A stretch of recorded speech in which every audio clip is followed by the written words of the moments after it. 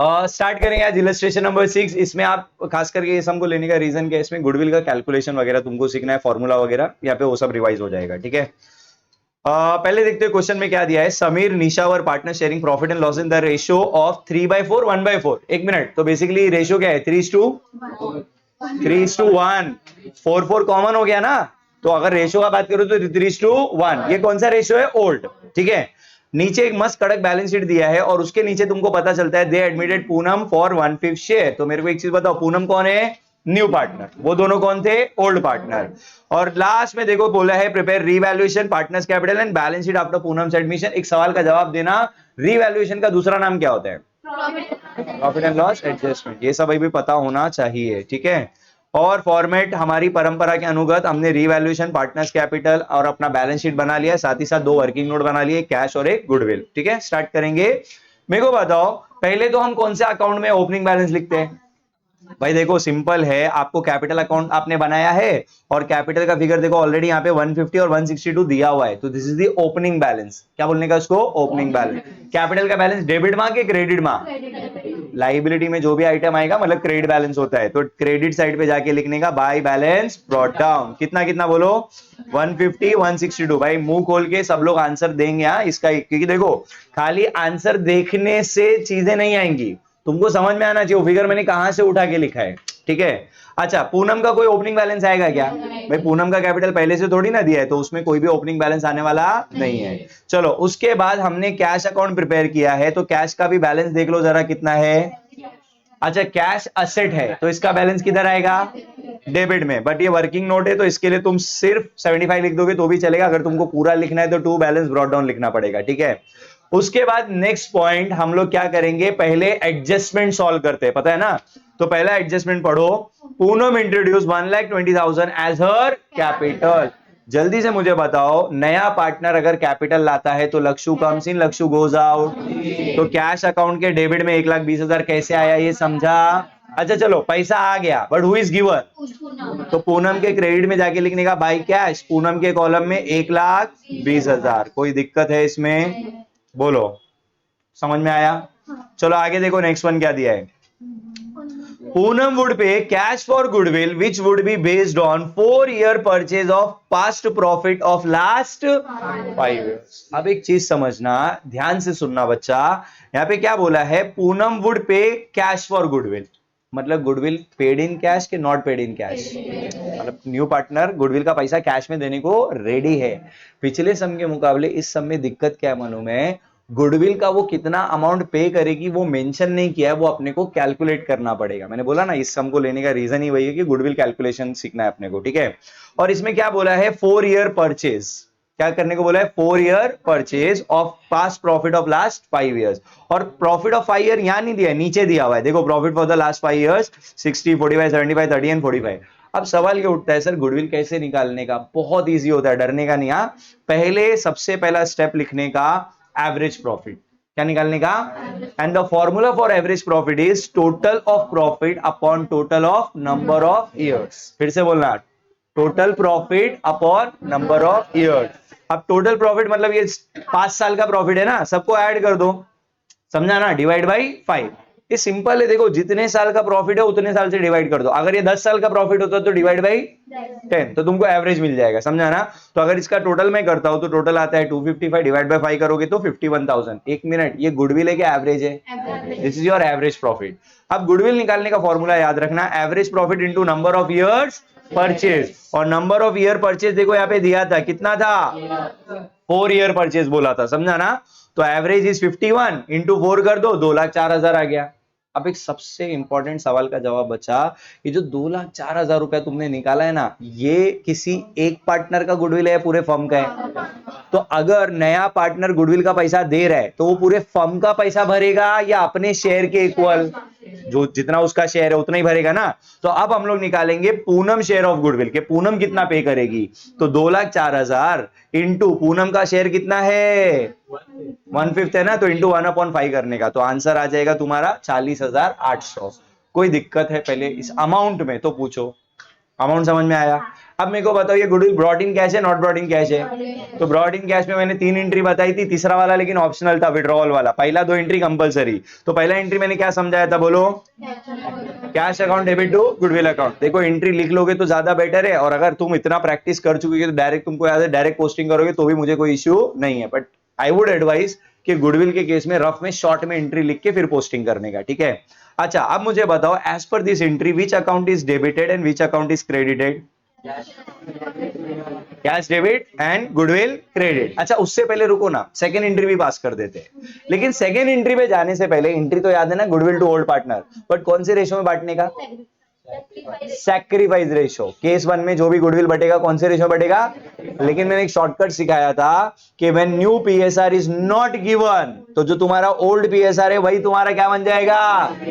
अब इस क्वेश्चन में पढ़ के बताओ कहीं पे भी न्यू पीएसआर दिया है क्या? कि न्यू पीएसआर समझा ना, तीनों पार्टनर का दिया रहेगा 5:3:2 2:1:1 ऐसा दिया है क्या? तो यानी कि जो ओल्ड दिया था ना 3:1 वही तुम्हारा सैक्रिफाइस रेशियो है। तुमको सैक्रिफाइस अलग से निकालने का जरूरत नहीं है, खाली ये जो रेड पैच में जो शॉर्टकट लिखा है उसको अपने किडनी में फिट कर लेना। Is it clear? अब जल्दी से मेरे को बताओ सेकंड एंट्री तुमने क्या बोला? 1 मिनट में फिर से, कैश टू गुडविल, मतलब गुडविल का पैसा आ गया, अब इसका बेनिफिट किसको मिलेगा? ओल्ड पार्टनर को। तो एंट्री क्या बनेगा? Goodwill account debit to. अच्छा ये अमाउंट कैसे बटेगा ये समझा ना? 3:1 में। तो पहले वाले को 3/4, दूसरे वाले को 1/4। तो पहले वाले को कितना मिलेगा? 30,600। दूसरे वाले को कितना मिलेगा? 10,200। पहले बताओ ये दोनों एंट्रीज क्लियर है क्या? Now let's concentrate on posting. First entry में which account debit which account credit?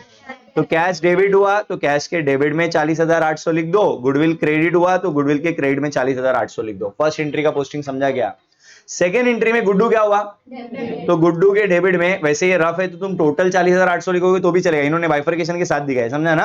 अच्छा गुडविल डेबिट हुआ बट कैपिटल अकाउंट क्या हुआ? तो कैपिटल के क्रेडिट में जाके, ये समझा ना, जो अकाउंट डेबिट हुआ उसके डेबिट साइड पे लिखने का, जो अकाउंट क्रेडिट हुआ उसके क्रेडिट साइड पे, ठीक है? लेकिन कैपिटल में कैपिटल लिखोगे या गुडविल लिखोगे? कितना कितना? 30,600 समीर के कॉलम में और 10,200 निशा के कॉलम में। मेरे को बताओ गुडविल समझ में आया? देखो यही सबसे इंपॉर्टेंट एडजस्टमेंट होता है, बाकी सब एडजस्टमेंट वही एसेट बढ़ता है घटता है वो तो तुम कर ही लोगे, ठीक है? चलो नेक्स्ट एडजस्टमेंट देखना, उसके बाद क्या दिया है? असेट्स वर रीवैल्यूड एज अंडर। सबसे पहला फिक्सचर 45। पहले जरा फिक्सचर की पुरानी वैल्यू देखो, पहले 60 था अभी 45, मतलब बढ़ गया कम हो गया? कितना कम हुआ बेटा? बोलो कितना कम हुआ? तो 60 में से हम लोग 15,000 डेप्रीशिएट बोल के दिखा देंगे, समझा ना? अच्छा आप मेरे को बताओ इट्स अ प्रॉफिट के लॉस, और लॉस हुआ तो रीवैल्यूएशन के डेबिट साइड पे 15,000, कौन हो दिक्कत? नेक्स्ट देखो उसके बाद बिल रिसीवेबल 1,20,000, पहले कितना था? तो मतलब बढ़ गया ना? कितना बढ़ गया? तो हम लोग क्या करेंगे यहाँ पे इंक्रीज लिख देंगे, कितना? 30,000 और ऐड करके 1,20,000। जल्दी बताओ, असेट का वैल्यू बढ़ गया तो इट्स अ लॉस के लॉस? इट्स अ प्रॉफिट, और प्रॉफिट हुआ तो रिवैल्यूएशन के क्रेडिट में 1 लाख, कितना आएगा? 1,20,000 के 30,000। भाई जितना बड़ा है जितना प्रॉफिट है वो दिखाना होता है, ठीक है? उसके बाद देखो ना नेक्स्ट वन क्या था? स्टॉक 60 हो गया, पहले स्टॉक कितना था? 90, मतलब बढ़ गया कम हो गया? तो पहले 90 लिख दो, फिर उसमें से 30,000 डिक्रीज कर दो, बचेगा कितना? 60,000। कोई दिक्कत है इसमें? अच्छा अब मेरे को बताओ, अभी स्टॉक का वैल्यू कम हो गया, एसेट का वैल्यू कम हो गया, अच्छा प्रॉफिट के प्रॉफिट, तो लॉस हुआ तो किधर दिखाने का? तो डेबिट साइड पे जाके हम दिखा देंगे स्टॉक कितना? 30,000। कोई दिक्कत है? चलो स्टॉक के बाद देखो नेक्स्ट क्या था? डेटर्स एट बुक वैल्यू, और क्या बोला है नीचे? Less a provision of 20%। अब ये वाला थोड़ा ध्यान से समझना बच्चा। देखो तुमको पहले से यहाँ पे एक आरडीडी दिया हुआ है, बराबर ना? बट जब तुमको एडजस्टमेंट में अलग से परसेंटेज दिया है ना, तो उस आरडीडी को 2 मिनट के लिए साइड में रख दो, और जो डेटर का ओरिजिनल ग्रॉस वैल्यू है, ग्रॉस वैल्यू का मतलब क्या होता है? आरडीडी माइनस करने से पहले वाला वैल्यू, वो लिख दो। तो मेरे को बताओ डेटर का वैल्यू कितना है? 1 लाख। पहले ये समझा गया? पुरानी आरडीडी को 2 मिनट के लिए भूल जाओ, मतलब जो 15,000 पहले से दिया ना उसको साइड में रख दो। अब मेरे एक सवाल का जवाब दो, एडजस्टमेंट में कितना बोल रहे हैं? 20% ना? तो 1,50,000 का 20% कितना होता है? इतना तो कैलकुलेशन आता है ना? तो कभी भी याद रखना, एडजस्टमेंट में तुमको जो आरडीडी बोलेगा that is your final value, अगर दिया है तो उसको कंसीडर करना होगा न्यू बैलेंस शीट में लिखते समय। तो यहां पे बताओ मैं आरडीडी कितना दिखाऊंगा? 1,30,000, तो बचेगा कितना? 1,20,000। एक मिनट सेकंड इफेक्ट छोड़ दो, पहले मेरे को बताओ बैलेंस शीट में आरडीडी 30,000 कैसे आया ये समझा क्या? इसमें कोई दिक्कत है? तो फिर से बोलना, बैलेंस शीट में लिखते समय तुम पुराना वाला आरडीडी देखोगे क्या एडजस्टमेंट वाला आरडीडी? मतलब एडजस्टमेंट के इंफॉर्मेशन के हिसाब से जो न्यू आरडीडी होगा that you have to consider. पहले ये समझा। अब थोड़ा सा दिमाग लगाना, यहीं पे बच्चे गड़बड़ कर देते हैं। मेरे को एक चीज बताओ, पुराने बैलेंस शीट में आरडीडी कितना था? नए बैलेंस शीट में आरडीडी तुमने, मतलब बेसिकली आरडीडी कम हो गया क्या बढ़ गया? और आरडीडी मतलब तुम्हारा फ्यूचर लॉस, तो एक तरीके से लॉस बढ़ रहा है, तो इसको किधर दिखाओगे? Debit side. लेकिन कितना, पूरा 30 दिखाओगे कि 15? 15 तो पहले से है, तो तुमको दोनों आरडीडी का डिफरेंस दिखाना है। पुराने बैलेंस शीट का आरडीडी और नए बैलेंस शीट के आरडीडी में जो डिफरेंस होगा, वो डिफरेंस को तुमको रिवैल्यूएशन में शो करना है। ये पॉइंट क्लियर है सबको? कोई दिक्कत है इसमें? ठीक है, नेक्स्ट एडजस्टमेंट पढ़ो, क्या दिया है? हो गया ना ये? फिर दिया है bills payable of 15,000 have been omitted from the books. Omitted मतलब तुम लिखना भूल गए थे। ये सुनो ना, पहले लिखना भूल गए, अब नए बैलेंस शीट में पता चला तो बिल्स पेबल रिकॉर्ड करोगे। अच्छा सुनो ना, बिल्स पेबल इज एसेट के लाइबिलिटी, तो बस लाइबिलिटी साइड पे जाके हम उसको रिकॉर्ड कर देंगे। बिल्स पेबल कितना? 15,000। ये सुनो ना, पुराने बैलेंस शीट में तो ये लाइबिलिटी था नहीं, अभी नए बैलेंस शीट में अभी कॉला कॉला लाइबिलिटी क्रिएट किया, तो लाइबिलिटी में एक आइटम बढ़ गया, तो इट्स अ प्रॉफिट के लॉस। लॉस हुआ तो किधर दिखाने का? कोई दिक्कत है इसमें? चलो अब नेक्स्ट, उसके बाद ये जो दिया हुआ है ना, ये सिर्फ एक इंफॉर्मेशन था जो हमने ऑलरेडी यूटिलाइज कर लिया। अब बचा पोस्टिंग। एक मिनट, एडजस्टमेंट सारे समझे क्या? अब पोस्टिंग देखना, असेट साइड से शुरू करते हैं। Stock, fixture, debtor, bill receivable, cash in hand, सब हो गया। लाइबिलिटी में आ जाओ, कैपिटल, जनरल रिजर्व। भाई कभी भी याद रखना, व्हाइल डूइंग एडमिशन, जो भी रिजर्व वगैरह दिखेगा उसको कौन से पार्टनर में बांटने का? ओल्ड पार्टनर में। कौन से रेशो में? ओल्ड रेशो में। फिर से बोल रहा हूं, रिजर्व वगैरह जो भी दिखेगा ओल्ड पार्टनर के ओल्ड रेशो में उसको बांट देने का। मतलब ये किधर जाएगा? कैपिटल के क्रेडिट साइड पे बाय जनरल रिजर्व। और अगर तुम 3:1 का रेशियो लोगे तो एक को 36 मिलेगा और एक को 12। आई एम एज्यूमिंग कि ये लेवल पे तुमको डिस्ट्रीब्यूशन वगैरह आता है, ठीक है। उसके बाद देखो नेक्स्ट आइटम है क्रेडिटर्स। इसके बारे में कोई एडजस्टमेंट दिया नहीं है, तो उसको क्या करेंगे? एज इट इज कॉपी आणि पेस्ट। कोई दिक्कत है इसमें? विद दिस कहने से all the adjustment, all the postings are done. Now we have to do what? तुम्हारा favourite work, that is your balancing. चलो स्टार्ट करेंगे। सबसे पहले क्या क्लोज करना है? Revaluation. Which side is greater? देख के ही पता चल रहा है। ऑब्वियसली डेबिट में ज्यादा है ना, कितना है बोलो? 70 और क्रेडिट में 30। तो बच्चा कोई भी अमाउंट आराम से बैलेंस निकाल के बता सकता है ना कितना होएगा? 45,000। ठीक है, अब जल्दी से मेरे को बताना, इसको लिखने का तरीका तो याद है ना? जो टोटल बढ़ा है वो, और जो बैलेंस आया वो लोअर साइड। अगर ये है तो डिफरेंस इधर ही आएगा, इट्स अ प्रॉफिट के लॉस। इसको बोलने का रीवैल्यूएशन लॉस। क्या बोलने का? और रीवैल्यूएशन में जो भी प्रॉफिट लॉस होगा वो ओल्ड पार्टनर्स में बटेगा, ओल्ड रेशियो में। ठीक है, तो यहाँ पे हम लिखेंगे bye partners capital. Loss transferred, कौन कौन सा पार्टनर है भाई? समीर और, तो समीर को कितना मिलेगा? 3/4, तो कितना होता है? 33,750। दूसरे वाले को कितना मिलेगा? 1/4, तो उसका कितना हो जाएगा? 11,250। कोई दिक्कत है इसमें? समझ में आया?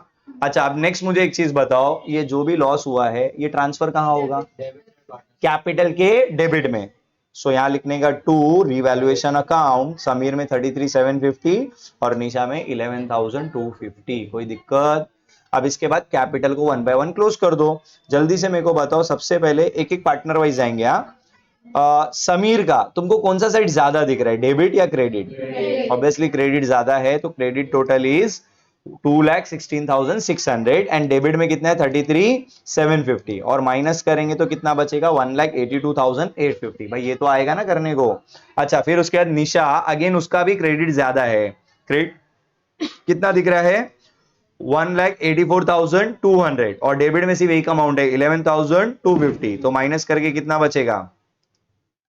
1,72,950। ठीक है। अच्छा लास्ट में पूनम के क्रेडिट में कितना है? 1,00,000 और डेबिट में कुछ नहीं है, तो बैलेंस कितना बचेगा? समझा क्या? और आई होप प्रेजेंटेशन करने का तरीका सबको पता है। जो टोटल बड़ा है वो हम क्या करते हैं? दोनों साइड लिखते हैं। मतलब दोनों साइड 2,16,600 आएगा और जो बैलेंस है वो किधर दिखाओगे? जल्दी बोलो।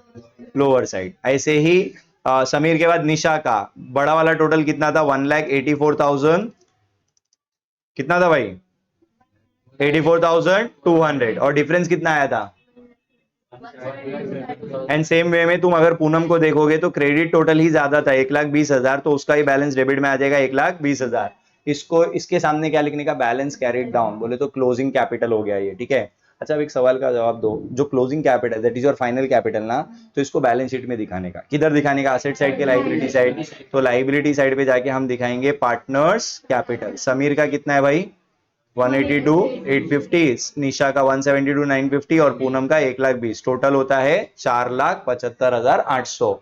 नेक्स्ट पॉइंट, अब बैलेंस शीट टैली करोगे, नीचे जो बच्चे हैं मतलब कैश अकाउंट और गुडविल अकाउंट पहले क्लोज होगा, तो कैश में सब कुछ डेबिट में, क्रेडिट में कुछ नहीं, मतलब सिर्फ पैसा आया है, गया तो है ही नहीं ना।